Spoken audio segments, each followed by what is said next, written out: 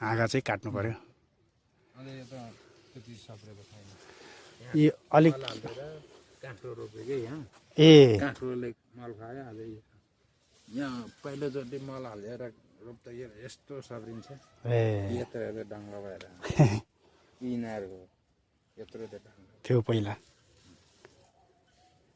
ए एक दिनमा नि टिपी सक्दैन कि यति धेरै छ यार टमाटरको उ त। अनि आमामा भोलि त दिनभरि नै मै सक्दैन होला यो पुरै टनेलाई गर्दा नि। थोरै छ त नि पातलो पातलो भए पनि होइन। तिनजनालाई कस बेलुकासम्म पुग्छ। म हुन्छ नि त भोलि त। हस्पिटल नहुँदा मेरो एक हप्ता हस्पिटल हुन्छ। यसको चाहिँ चिपचिप बहला जस्तो छ यार। त्यसको बस्छ नि कपडामा कपडामा यो चाहिँ सेकेन्ड लट रोपेको। यहाँ काँक्रो रोपेको थियो त्यसपछि भोलि रोपेको। हामी निरन्तर आज सम्धीको बारीमा तरकारी खेतीमा हामी टनेला भित्रभित्र हेर्दैछौँ। यो चाहिँ नयाँ नयाँ पाउलाहरू आउँदैछ बिरुवा होइन, फुल खेल्दैछ। अनि यहाँनिर चाहिँ सम्धीले फेरि यहाँ यसो बेरेर देखाउँदै हुनुहुन्छ। यहाँ तर भोलि पर्सितिर कहिले हुन्छ सबै मेलै लाएर चाहिँ यो सबै यसलाई चाहिँ डोरीमा सपोर्ट राखेर चाहिँ माथि गर्दै यो जुन धेर भएको ब्रान्चहरू छ यसलाई चाहिँ कट गरेर फाल्नुपर्ने हुन्छ अरे। अब अहिले चाहिँ भ्याइँदैन, अब रात पनि परिसक्यो। अनि अहिले चाहिँ गरेर यसरी गर्ने भनेर देखाउँदै हुनुहुन्छ। यो मुना यसरी काट्ने जुन ब्रान्च छ त्यो जति चाहिँ, अनि जुन मेन छ त्यो चाहिँ लाई मात्रै माथि बढ्न दिने होइन। ए ए यो त टाइम लगाएरै मेहनतले गर्नुपर्ने रहेछ। ल ठिक छ। उयो तल त चौर मात्रै छ त अनि घाँस घेरोला थियो।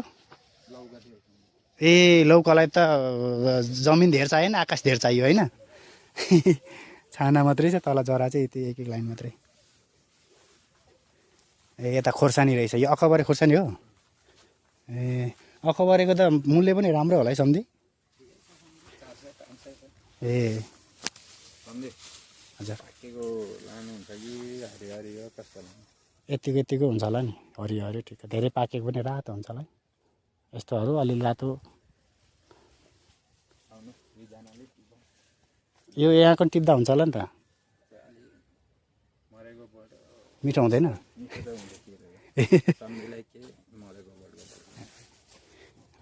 मलाई सम्धीले कोसेली पठाउनु लाएर यहाँ खोर्सानी टिप्दैछौँ है हामी। कहिल्यै नआउने होइन, यसरी दियो भने सधैँ आउँछु। यसरी दिन लाग्यो भने त यहाँ बगानै देखेको छ, दिनकै आएर लैजाला फेरि। तर म तरकारीहरू त यहाँ होइन किन्नै आयो भने नि अलिकति अर्ग्यानिक हुन्छ क्या, आफ्नै हुन्छ नि, फ्रेस हुन्छ। पाकेको चाहिँ छैन। ए छ रहेछ। ए ल मैले पनि टिप्छु है यहाँनिर। यहाँनिर मैले पाकेको देखिरहेको छ।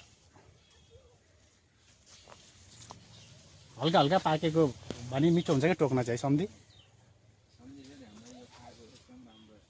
ग्यास्ट्रिकलाई पनि राम्रो गर्छ भन्छ यार। ल मैले यहाँ टिपेँ है। ए भाइ कहाँ अल्झ्यो यार, मेरो ज्याकेट फेरि त्यस्तै छ।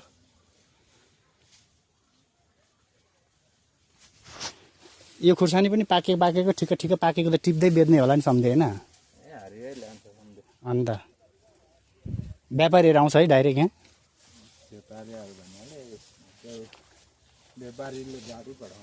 ए ए कल गर्नुपर्छ कि उनीहरू आइपुग्छ।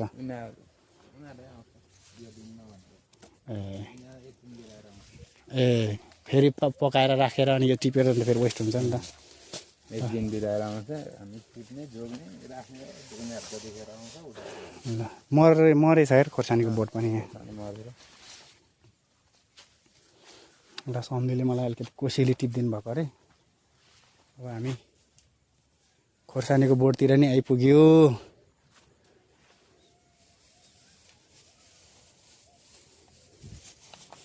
ल भयो होला सम्धी। उयो यिनीहरू पनि टिप्दा हुन्छ होला नि त।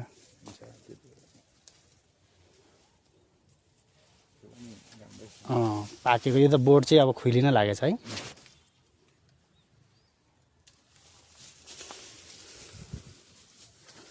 अक्कबरे यो अक्कबरे फरक फरक हुन्छ कि क्या सन्धि यो कुनै अलिक चुच्चो परेको कुनै अलिक गोलो टाइपको हुन्छ नि।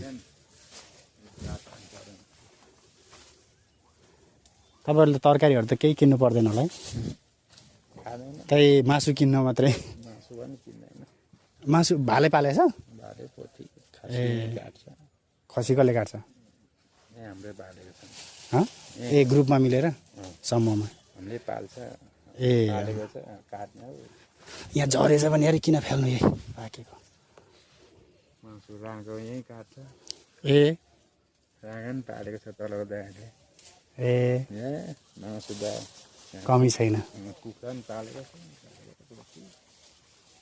टेन्सनै भएन।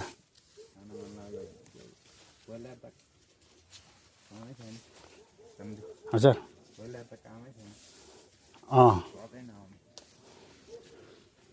बङ्गुर काट्दैन सम्झि यतातिर, तपाईँले खानुहुन्छ कि खानुहुन्न? होइन बङ्गुर चाहिँ काटे बेला यसो सम्झिनु यार, म लिन आउँछु बरु यार। मलाई नि सम्झिनु भनेको खोइ कसैले काट्दैन।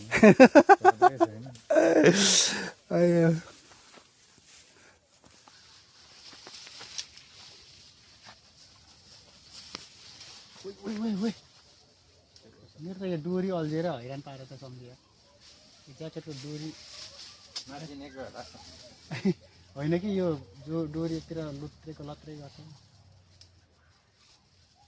भयो होला सम्झियो। तपाईँको कोसेली पठाएको खोर्सानी पनि धेर पठाएर हुन्छ त।